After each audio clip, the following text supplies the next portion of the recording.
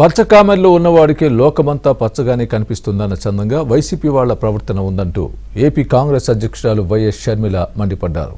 ప్రజల సొమ్ముతో జల్సాలు చేసుకున్నారని జగన్పై విమర్శలు గుప్పించారు. జగన్ సర్కార్ అదానీ మధ్య ఒప్పందాన్ని చంద్రబాబు ఎందుకు రద్దు చేయడం లేదని షర్మిల ప్రశ్నించారు. పచ్చకామర్లు కమ్మినోనికి లోకమంతా పచ్చగానే కనిపిస్తుందట.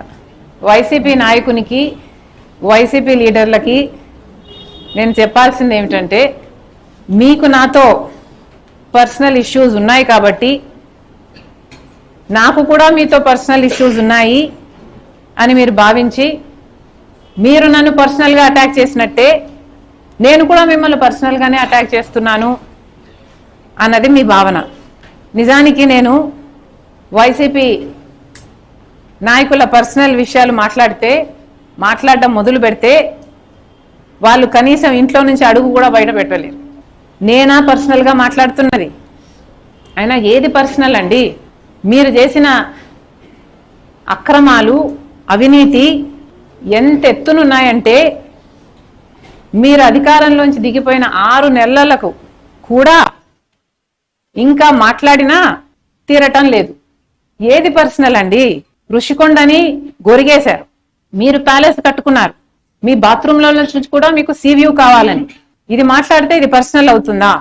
మేము వితండవాదం చేయటం లేదు, అదే చెప్తున్నా నేను. సబ్జెక్ట్ ఉంది కాబట్టే మాట్లాడుతున్నాం. అవినీతి చేసింది మీరు, అక్రమాలు చేసింది మీరు, మీ అవినీతిని బయట పెడుతున్నాం అంతే. తప్పంతా మీరు చేసి దాని గురించి మాట్లాడినందుకే మా మీద అంత కోపం అయితే ఇంకా ప్రజలకు మీ మీద ఎంత కోపం ఉండాలి?